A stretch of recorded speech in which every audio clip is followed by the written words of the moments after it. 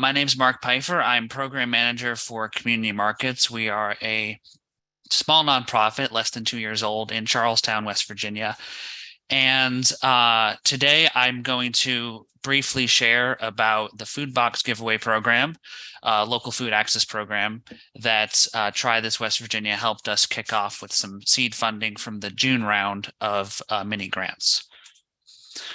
So just some quick facts. We were founded officially as a 501c3 in March of 2021. I got brought on shortly thereafter in April, and I'm the sole employee of Community Markets. It's me and my board, so we're all friends. It's great. We're located in Charlestown, as I mentioned, and the mission, short and sweet, is Community Markets exist to connect locally grown food to families in need. And what's not on this slide is we look at the larger health and local food movement happening in the region, and then also by extension statewide and such. So we seek to be a force multiplier to the good work already happening. So we don't pretend like Community Markets came along and no other local food work was happening. Quite the contrary. There's years and years, and many of you are deep into that work, much deeper than Community Markets ever will be. So what I tried to do initially, and I'm still doing, is get a lay of the land of what is happening, and collaborative and networking opportunities like Try This give that opportunity to see what is the good work already happening and where can Community Markets potentially be a force multiplier so that we can better serve our producers, those already doing the good work of growing good, nutritious local food in this area.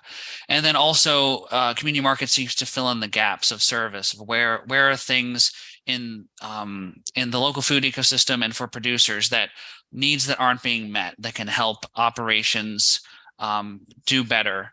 And on the flip side of that, with the food box giveaway program. So the idea is bringing in donations and grant money to then purchase locally grown food from our area farmers and then providing it to families in need and really those who may otherwise have a harder time for whatever reason in accessing local food grown by their neighborhood farmers. So that's kind of the gist of the program. And I guess that's what this slide is about. There are some boxes partially filled. They weren't fully filled at that point, but we gave away, well, I'll get to the statistics in a second, but donors came from, so we partnered with local area organizations, including St. James Catholic Church. And so a lot of the parishioners there donated either gift cards to local grocery stores like Martin's, or just donated food directly. So unfortunately, every donor isn't gonna, or they didn't go to a local farm and buy stuff. So we had a mix of locally sourced food that we were able to purchase through the grant funding, but then also either shelf stable or fresh food from grocery stores. So we try to source as much locally as possible, but it's not, of course, solely locally sourced. So I think I mentioned this. Giveaway provides fresh and local food to families in need in Jefferson County and surrounding counties. We did serve a 5-county area, so you had a lot coming from Martinsburg and Jefferson County, Charlestown, but also as far as Berkeley Springs. We drew from Virginia as well a little bit. So we're hoping to continue building on that and have a wider reach. And in short, the goal, one of the goals of the local food access program or the food box giveaway is to increase local food access while supporting West Virginia farmers. Kind of two birds with one stone. So in September, we had our first giveaway, had some great volunteers. Here's some of them tag teaming to put tomatoes into our 150 boxes. So some nice statistics here. We gave away 150 boxes. A total of 418 people were served, and representing about 150 families. 126 of those were children. And there was some elderly there, but there was a we had an issue with actually tracking how many elderly, which we're going to fix in the upcoming one to get better data, but I won't get into that. Cumulatively, over 150 volunteer hours, and then a total of between what we raised, what was in-kind donated, volunteer hours, it was over $10,000, right around $10,000 value. So good start to a program that we're just getting underway here. And the theme of today, I was told, is giving thanks. So we are giving thanks to our wonderful volunteers. Here's just a few of them. The volunteers in the days leading up to all the prep work that needed to happen, such as we had large 40-pound boxes of chicken leg quarters, and we had to, in a clean and safe way, get those down into gallon-sized bags, which we could then give out to our families. So we did that at a local, inspected kitchen and all that. And as well as on the day of, there's plenty of work sorting all the donated food, assembling the boxes. As you can see, they're all lined up out in a parking lot here at St. James. Then, of course, loading up all the boxes once the families came. They all drove up.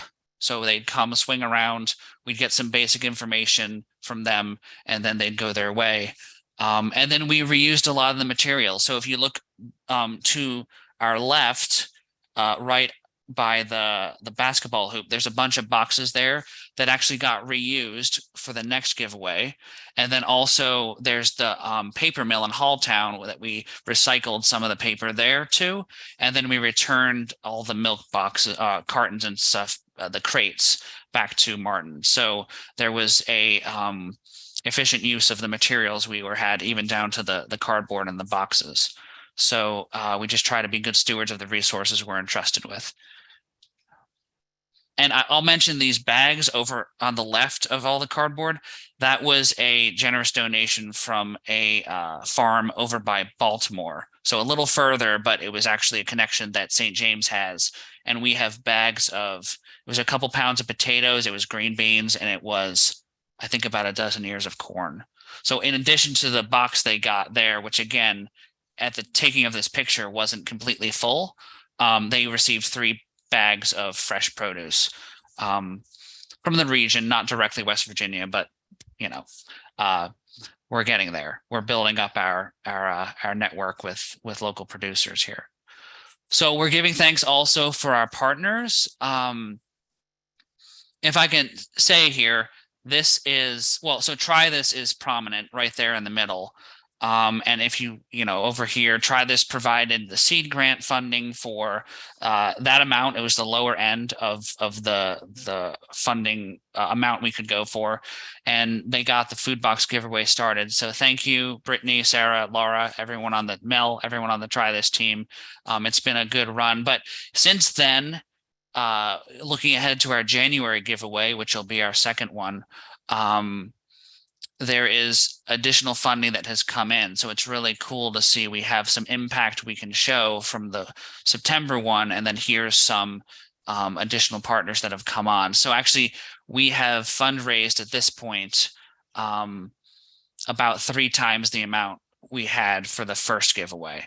So that is that, Brittany, do you call that leveraged funding, right, in the reporting? Yeah, okay. Leveraged funding. That's amazing. Yeah, so I know we all like to see that. And I appreciate your smile there, Brittany. That's great. So we're looking, of course, to have more partners come on board, but this is where we stand as of now. But if you can imagine only Try This, St. James, and Priestfield being on there, we just started with Try This and then expanded out. But now you see it's the web is growing of more resources and impact coming down to the ground level to serve these families. So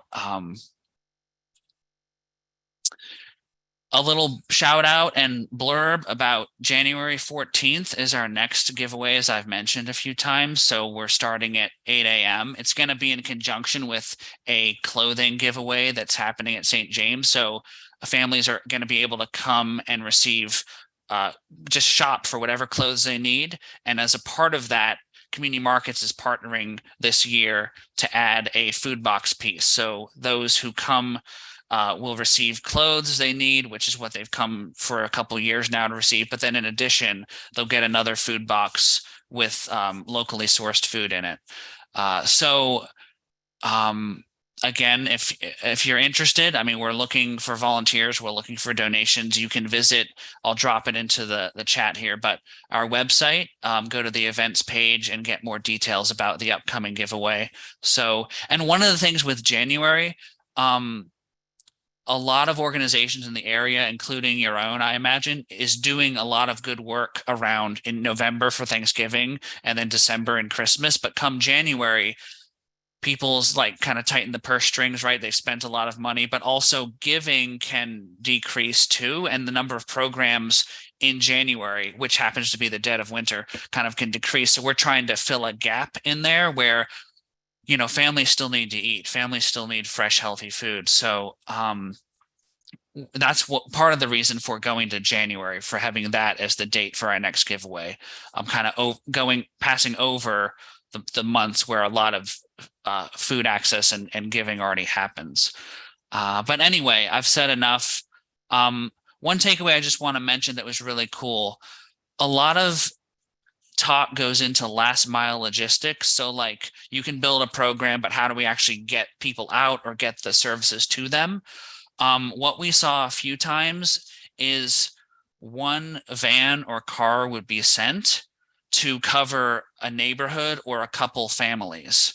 So what we see here, which is super exciting and cool, is that, you know, one individual would come and they would take away to serve a larger, you know, amount of people than just their own. And what that shows me is that communities come together to sort out these issues. You know, so the time was limited, obviously, that they could come pick up, and then not everyone has transportation. Well, that doesn't mean you don't have a food box giveaway just because you know you don't have every last detail worked out. We offered this service, this help, and then the community came together, these neighborhoods or these streets came together, and they sorted out these last mile logistics. So I was just really encouraged by that. And so you know, sometimes just going forward and trying something, try this, just do something. And it's just amazing to see how the details you didn't expect get sort of worked out. Thank you for your attention. It's really great to be here with you all.